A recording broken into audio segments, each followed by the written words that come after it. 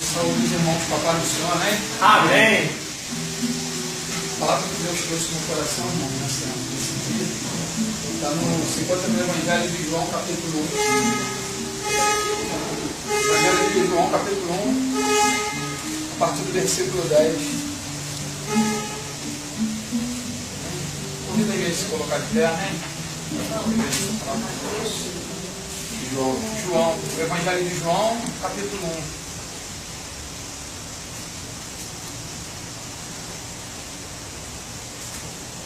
Versículo 10 diz assim: estava no mundo. Vocês acharam? Não está, com vontade para ler até. Estava no mundo, e o mundo foi feito por ele, e o mundo não o conheceu. Veio para o que era seu, e os seus não o receberam. Mas a todos quantos o receberam, deu-lhes o poder de serem feitos filhos de Deus, aos que creem no seu nome, os quais não nasceram do sangue, nem da vontade da carne, nem da vontade do varão, mas de Deus.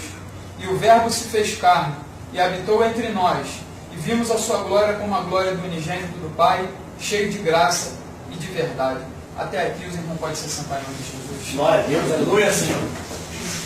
Amados, o Evangelho de João, aqui no capítulo 1, ele um pouco diferente dos Evangelhos de Mateus, Marcos, Lucas, que vem falando sobre genealogia. Ele vem falando aqui no Evangelho de João sobre, como dizer assim, a missão. Logo diretamente, vem falando logo sobre a missão de Jesus sobre a terra. Que ele estava no princípio com Deus, e ele é o próprio Deus. Que tudo foi feito por ele, intermédio dele e para ele. E eu olhando essa passagem aqui, irmãos, Deus me levou lá em Gênesis, lá no princípio de tudo, onde tudo começou.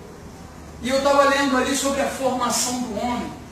E quando nós olhamos o mundo, nós podemos observar ali aquelas bananeiras, nós podemos observar os pássaros voando, esse vento que está correndo, o sangue correndo nas nossas veias, enfim, tudo que nós podemos contemplar com nossos olhos, nós que temos entendimento da palavra, nós contemplamos a mão de Deus nisso tudo. Glória a Deus, aleluia. O homem ele vem lutando durante gerações e gerações, muitos homens usados pelo diabo, usando os termos científicos, né, dizendo até que nós que somos, que servimos a Deus, que somos contra a ciência, pelo contrário.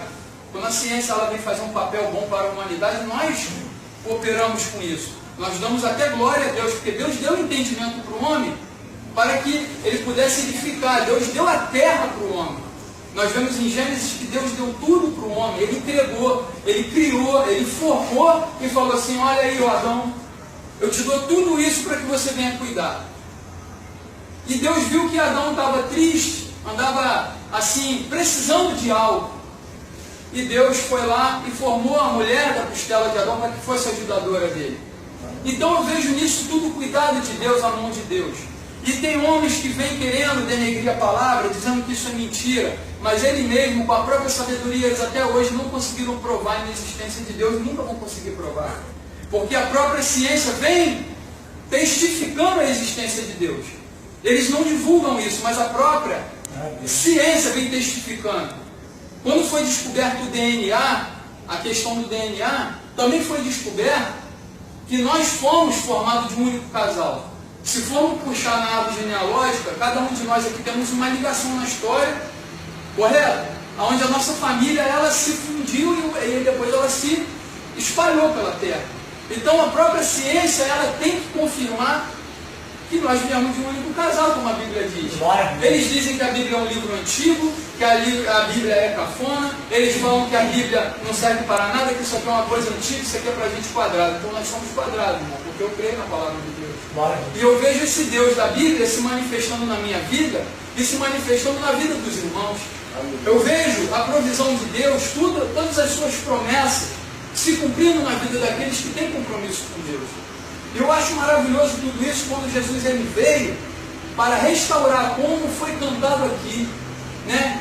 Com o seu amor amou-me, e ele mesmo nos restaurou a Deus. E é sobre isso que eu vim falar nessa tarde, sobre a restauração. Que quando Deus fez o homem, ele fez um homem perfeito, ele fez um homem sem pecado, ele fez um homem puro, ele fez um homem com toda a inteligência para a glória e honra do nome do Senhor. Mas infelizmente, no decorrer da caminhada do homem e da mulher, eles caíram, eles pecaram. Então aquela aliança primeira que Deus tinha feito com o homem, onde Deus vinha, se apresentava toda a tarde e conversava com Adão. Eu vejo Deus vindo toda a tarde, como a palavra nos garante, que Deus vinha e visitava o jardim no cair da tarde. Antes de anoitecer, Deus vinha e visitava Adão. E eu creio, irmãos, que Adão ficava ali maravilhado, conversando com seu Deus, e pedindo conselhos, e pedindo sabedoria. Deus ali direto, uma ligação direta. Só que infelizmente com o pecado, com a queda do homem, essa ligação ela foi quebrada. A partir dali da queda do homem, o homem não teve mais acesso direto a Deus, devido ao pecado, porque a Bíblia nos garante que o pecado faz separação entre o homem e Deus. E o tempo foi se passando, e o homem se corrompeu. Então Deus fez vir um dilúvio sobre a terra, porque toda a raça humana estava corrompida, e somente Noé ficou sincero diante de Deus. Diz que Noé andava com Deus. Noé era um homem temente no meio de uma geração corrompida. Então Deus veio trazendo o dilúvio e destruiu tudo aquilo. Deus fez uma aliança com Adão, quando ele colocou o arco no céu e falou com Noé, e falou assim: Noé, essa aliança que eu tenho contigo e com a tua família, eu não vou mais destruir o mundo com o dilúvio. Pois bem, Deus falou com Noé e com a sua família, e eles começaram a povoar a terra de novo. E infelizmente, a terra de novo se corrompeu. Toda a terra se corrompeu e veio vindo. Aí veio Abraão, Isaac, Jacó, homens levantados por Deus, homens que ofereciam sacrifício a Deus, homens que deram sua vida para Deus. Mas todo o povo ao seu redor estava corrompido. E através de Abraão, Deus fez uma nação, que nós conhecemos hoje como os judeus, o povo hebreu.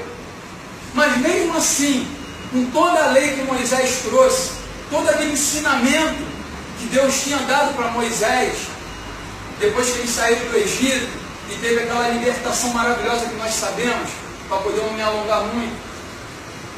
E ele criou leis, e fez leis para que o homem andasse. Falou assim: olha, eu quero que o homem ande na minha presença, porque eu não criei o homem para perdição.